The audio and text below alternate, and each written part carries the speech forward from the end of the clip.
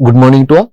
Myself Dr. TV Nagaraju. I am working as an associate professor in Department of IT, MLR Institute of Technology, Hyderabad. In the last session, we discussed what is multitasking, how we divide the multitasking, what is a thread, and what is the concept of multi-threading. Just an introduction to thread concept. Now in this session, we will move to how to create a thread in our Java application. Now, here for thread creation, we are using two approaches. One is by extending thread class. So, one predefined class is available, thread. By extending the thread class and by doing some operations, we can create a thread in our program. Second one is by implementing runnable interface. So, one interface runnable is available. Create any class, that class implements the runnable interface. By implementing that one, we can create a thread. Okay, depending on your requirements, you can move to either extending the thread class or implementing the runnable interface. Anyway, in this session, we will discuss both the ways. Now, before extension, that is before creation, first you need to know some basic terms. I already said thread class. Thread is the predefined class. The thread class is available under lang package. So, default package. Thread class is available in the lang package. Now, this thread class consists of different set of constructors and different methods to perform operations on the thread. To create a thread, it consists of 4 types of constructor and it consists of different set of methods for performing the operation. By default, thread class extends object class and it can implement runnable interface. Anyway, I will explain some methods only. Anyway, many number of methods are available in the thread class. But right now, I will explain some important methods that we are regularly using. First one, run method. The first one is run method. Remember, whatever the logic that we want to write, that logic is must and should be written inside the run method. You are not allowed to change the name also. So, all our tasks, all our actions are performed inside the run method. Clear? Run is used for that one. Anyway, if you are moving to one example, you will get the complete idea. Not a problem. Now, second one is start method. General scenario, whenever you are writing a run method, when the run method is executed, the normal logic is you need to create an object of the class. By using that object, you are calling the run method. But here, we have one method start is there.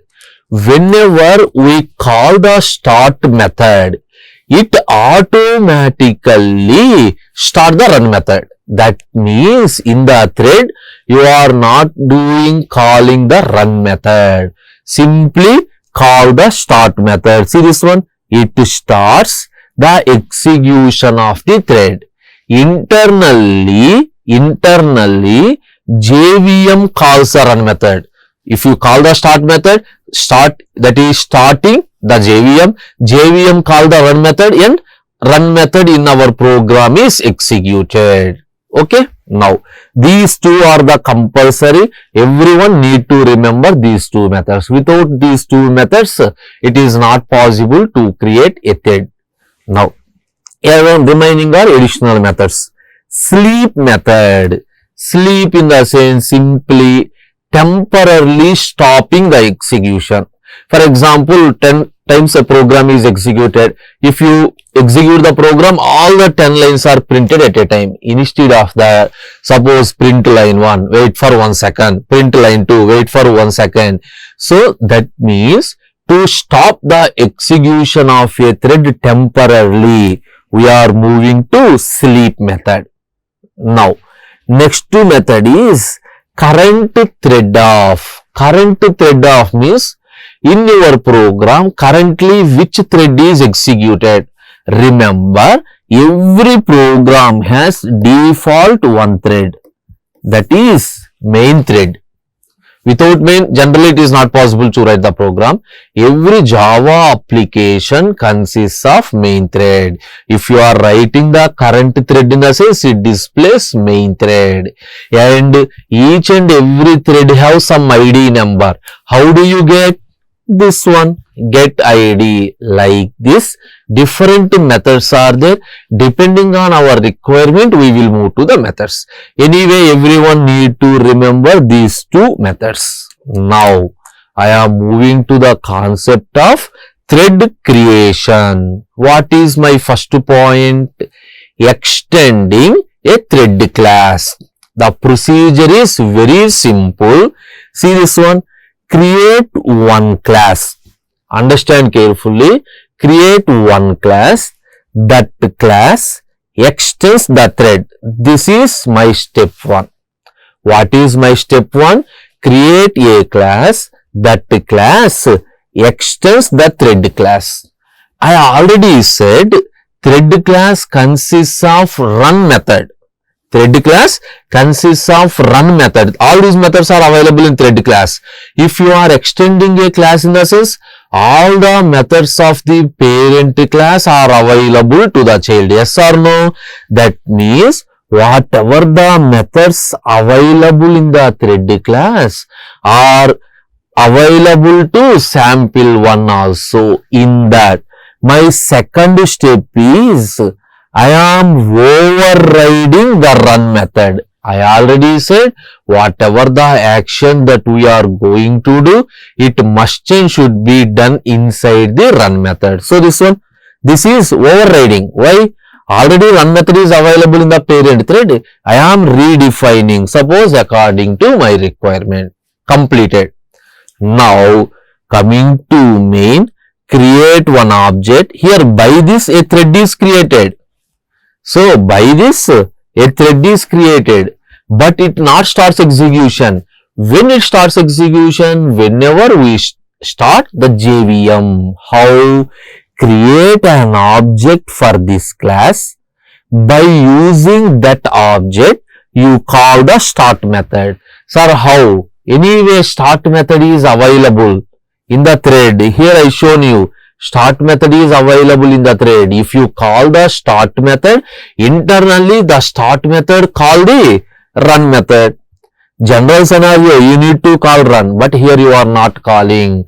Automatically, if you call the start, it start the run method. Now, I will write down one example. See this one. Class, understand the procedure.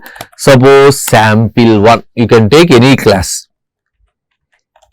Extends thread. If you are extending thread, then only we can use the methods of the thread class. So this is the ending of thread class.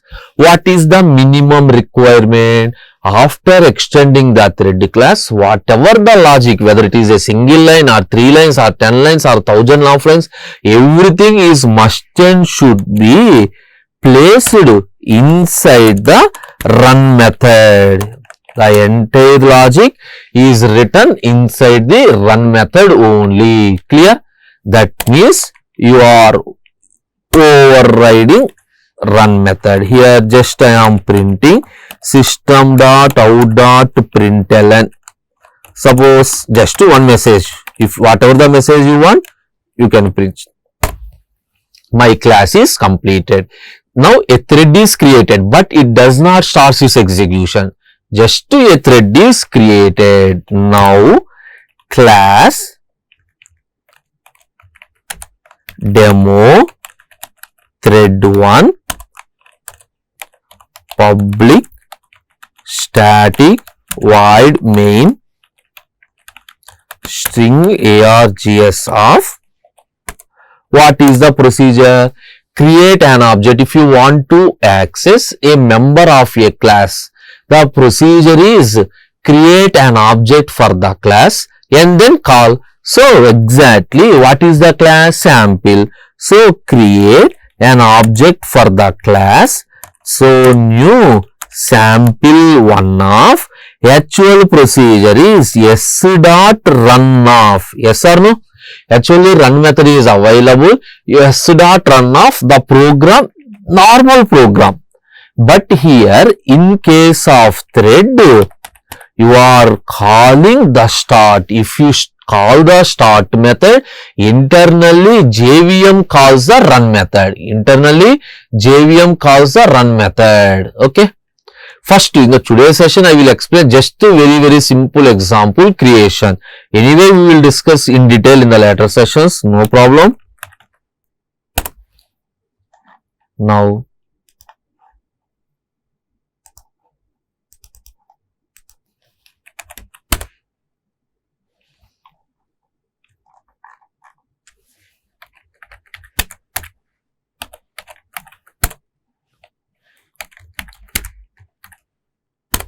see this one, I call the start method, it calls the run method and the output is displayed perfectly. Output is displayed perfectly. Now you understand, this is the way to create a thread by extending thread class. Anyway, run method is available, start method is also available. Now coming to next one, creating a thread by implementing runnable interface. You know that one. If you have an interface in the sense, compulsory, you need to create one class. That class implements the methods of the interface. Normal procedure. Again, I will repeating. If you have an interface with some method is there, you need to create one implementation class. That class need to provide definition for the methods of the interface. Here also I am doing same procedure. What is the procedure? The runnable interface is implemented. So like this, class sample implements runnable. Yes or no? Class sample implements runnable. Now that interface consists of only one method run. Here within the runnable interface, even start method is also not there. Even start method is also not there. The runnable interface consists of only one method, that is run method. Now what is the procedure? You need to, same logic, you need to provide the definition for the run method. Yes or no? Now see this one. First to create a class that must implement runnable interface and then construct the body of the run method. Okay. Now I will show you with an example. Observe the first two steps. Sample1 implements runnable. First step is completed. Now I am writing the body for the run method. Second step is completed. This is same logic. Whatever we discussed in the extension of thread class, here also same. Here the thing is, how do we start the thread? By using start method. But here the question is, the runnable interface does not consist of start method. Then how? For that, what is the procedure? Create an object for the class. Create an object for the thread. Thread is a predefined superclass. Create an object for the thread. Whatever the object of user defined class is passed as parameter. And then call the start method. That means if you want to call the start method, you compulsory need an object of thread class. An object of thread class. Anyway, if I return t.start, which one is executed? For that, whatever the thread I created, that is passed as the parameter. Now see my third point. Create an object for my user defined class. Okay. Sample s is equal to new sample of. Next to create an object for predefined thread. Why? Why in the sense to use the start method, and while the object creation pass reference of user defined object as parameter. Yes or no? Here, what is the parameter? This one, user defined object as the parameter, and then execute the run method. How? By using start method. By using start method. You got it? The only difference is, in case of runnable interface, there is no predefined start method. That is the reason I used the thread class for starting the program. Now coming to the example, observe this is the first program. How we create the thread by extending thread class. Simply do the modification. The procedure is implements runnable interface. Implements runnable interface. Already we discussed the procedure. What is the next one? You need to construct the body for the run method. Anyway, run method is available. Now, create an object for this user defined class. Fine.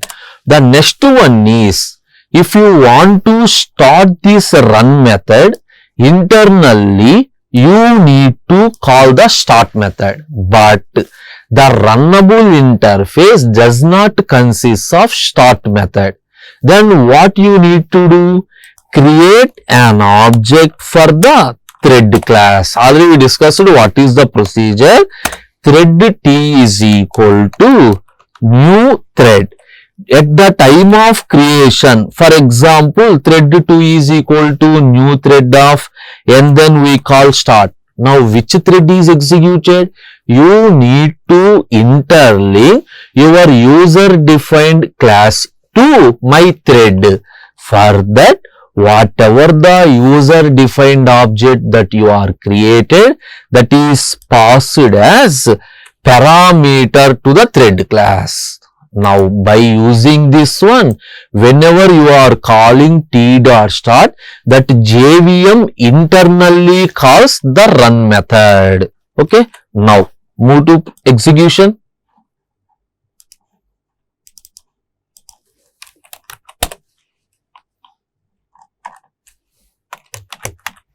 Java C demo thread1 dot Java. See, we are executing and the answer is in run method. Okay. Finally, in this session, what we discussed, creation of a thread by extending thread class and creation of a thread by implementing runnable interface. In the next session, we will discuss life cycle of a thread. That is the end of today's session. Thank you.